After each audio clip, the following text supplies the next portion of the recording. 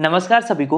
दोस्तों, दो पड़ोसी देश जिनको डेस्टिनी ने ही इतिहास और भूगोल में बांध रखा है, आज ऐसा लग रहा है युद्ध के कगार पे खड़े हैं। मैं बात कर रहा हूँ पाकिस्तान और अफगानिस्तान की। अब सवाल ये है कि मैं ऐसा क्यों कह रहा हूँ।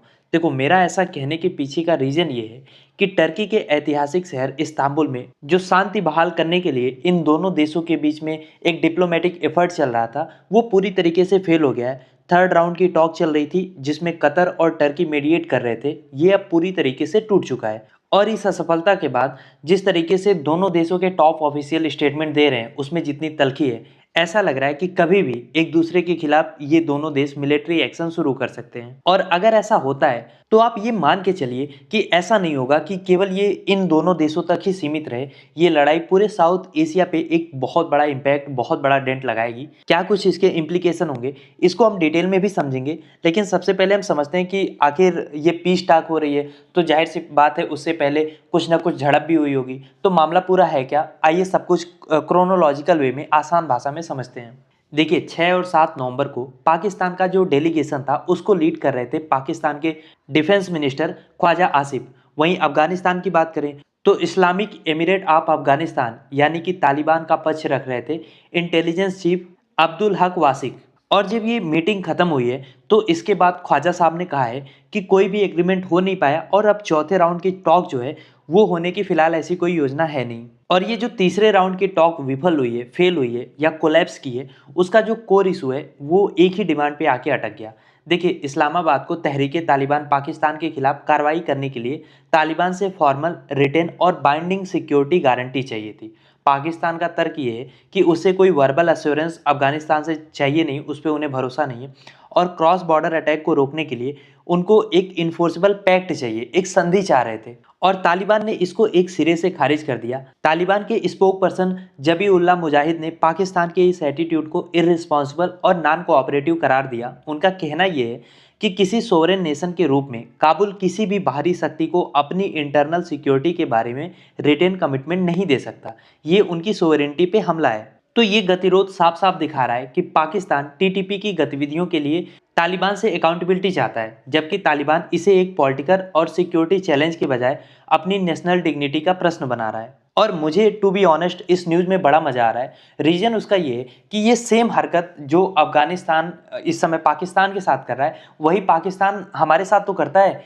यहाँ पे उनके टेररिस्ट आते हैं, इंडिया में अटैक करते हैं, बॉर्डर क्रॉस करके निकल लेते हैं, फिर पाकिस्तान उनकी अकाउंटेबिलिटी कभी लेता नहीं है, कभी उनको एक्सेप्ट ही नहीं करता। सेम चीज़ इनके साथ तालिबान कर रहा है। तहरीके पाकिस्तान घुसता है बॉर्डर से और अफगानिस्तान से घुस के पाकिस्तान में अटैक करता है, इनके सोल्जर्स मारता है और वापस ये निकल लेते हैं अफगानिस्तान में। अब पाकिस्तान के साथ प्रॉब्लम ये है कि टीटीपी का खतरा इतना ज़्यादा बढ़ चुका है कि ये पाकिस्तान में एक क्राइसिस का रूप ले चुका है। पाकिस्तान में इस टीटीपी को पाकिस्तानी तालिबान कहा जाता है। इसका गठन हुआ था 2021 में और जब से अफगानिस्तान में तालिबान की सत्ता आई है, ये लोग बहुत ज़्यादा मजबूत हो चुके हैं। और आंकड़े इसकी गवाही देते हैं। इस्लामाबाद में जितने भी थिंक टैंक हैं, चाहे वो पाक इंस्टीट्यूट फॉर पीस स्टडीज़ हो या फिर centre for research and security studies हो, इनकी रिपोर्ट्स के अनुसार पाकिस्तान में टेररिस्ट अटैक बहुत ज़्यादा बढ़ चुके हैं। 2024 में अकेले सीआरएसएस की रिपोर्ट के मुताबिक मिलिटेंसी के कारण 1600 से ज़्यादा सिविलियंस और सिक्योरिटी पर्सनल मारे गए हैं।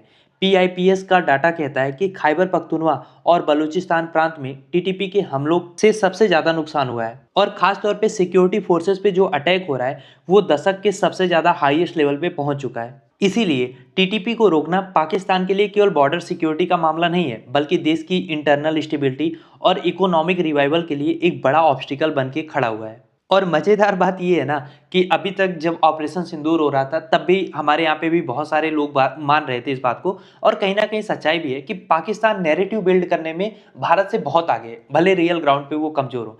लेकिन अफगानिस्तान ना नैरेटिव बिल्ड करने में पाकिस्तान से कई गुना आगे है। आप जान रहे हैं, पाकिस्तान जो इनके यहाँ पे टीटीपी की समस्या है उसके लिए तालिबान रिजीम को जिम्मेदार ठहरा रहा है, लेकिन तालिबान ने उलट के सारा ब्लेम जो है वो पाकिस्तान पे ही डाल दिया। तालिबान का स्पोक पर्सन कह रहा है कि पाकिस्तान की मिलिट्री और जो उनका इंटेलिजेंस सर्विस है उसके कुछ एलिमेंट जानबूझ के पीस प्रोसेस को सैबोटाज कर रहे हैं। तालिबान का व्यू ये है कि पाकिस्तान में स्टेबल और स्ट्रांग अफगानिस्तान को पाकिस्तान अपने इंटरेस्ट के विपरीत देखता है।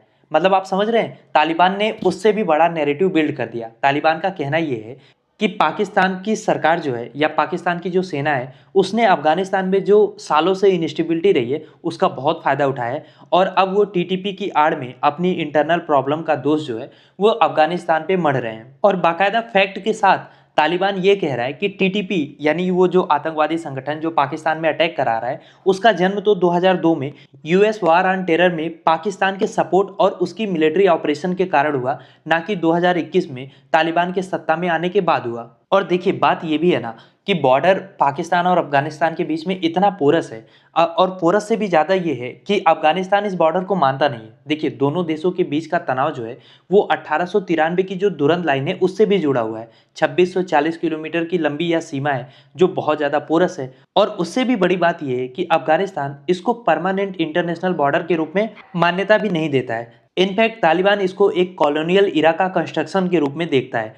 तो अब जब बॉर्डर को ही लेके डिस्प्यूट है तो फिर उसका मैनेजमेंट कायदे से हो जाए इसके चांसेस तो ना के बराबर होते हैं।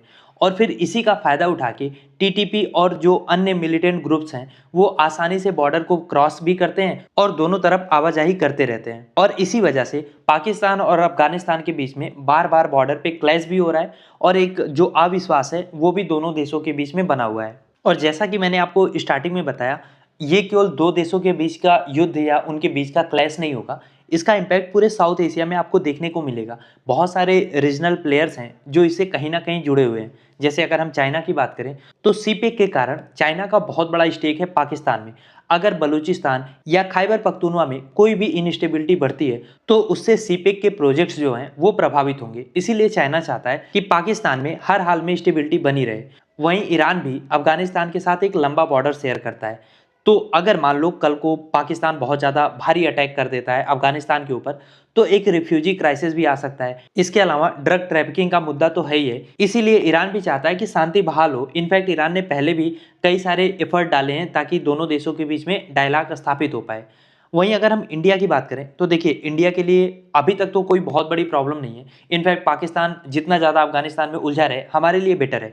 लेकिन एक दूसरा इसका पर्सपेक्टिव या एक दूसरा एंगल ये है कि अगर अफगानिस्तान की धरती से किसी भी एंटी इंडिया ग्रुप जैसे लश्कर तैयबा या जैसे मोहम्मद को मदद मिलती है तो फिर वो हमारे लिए खतरा होगा, फिर वो हमारे लिए एक कंसर्न का सब्जेक्ट होगा। और फिलहाल तो ऐसा होता दिख नहीं रहा है। इसके अलावा मैंने टर्की और कतर के बारे में आपको बताया ही, दोनों देशों का मिडल ईस्ट और सेंट्रल एशिया में काफ़ी इन्फ्लुएंस है।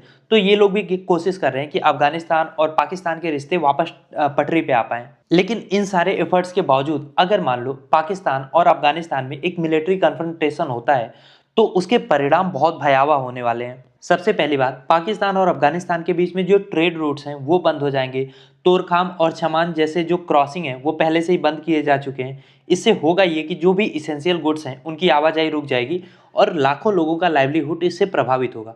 इसके अलावा अगर टेंशन बढ़ती है तो जो रिफ्यूजी वेव है पाकिस्तान की ओर आ सकता है। पाकिस्तान ने पहले ही जो अनवांटेड या अनडॉक्यूमेंटेड अफगान्स हैं उनको वापस भेजने का कैंपेन चला रखा है। अगर इस बीच कन्फ्रंटेशन हो जाता है तो ये रिफ्यूजी की संख्या पाकिस्तान में और भी ज़्यादा बढ़ सकती है। ये अपनी आबादी को तो खिला पिला नहीं पा रहे, अगर अफगानिस्तान से रिफ्यूजी आना शुरू हुए तो फिर पाकिस्तान की क्या हालत होगी आप समझ सकते हैं। और फिर रिफ्यूजी के भेस में तो बहुत सारे टीटीपी के आतंकवादी भी पाकिस्तान में घुसेंगे और फिर तो मसला या कह ले प्रॉब्लम और पाकिस्तान के लिए बढ़ जाएगी। और जैसे लक्षण अभी हैं दोनों देश पीछे हटने को तैयार नहीं है, क्योंकि जब से इस्तांबुल टॉक विफल हुआ है दोनों जगह पे मिलिट्री ऑप्शंस पे विचार हो रहा है। पाकिस्तान के डिफेंस मिनिस्टर साफ साफ चेतावनी दे रहे हैं कि अगर पाकिस्तान की सोवरेनिटी पे कोई भी आंच आएगा तो अफगान टेरिटरी के अंदर सर्जिकल स्ट्राइक या ड्रोन ऑपरेशन करने में पाकिस्तान पीछे हटेगा नहीं। और पाकिस्तान की एयर सुपीरियॉरिटी उसको ये क्षमता देती भी है।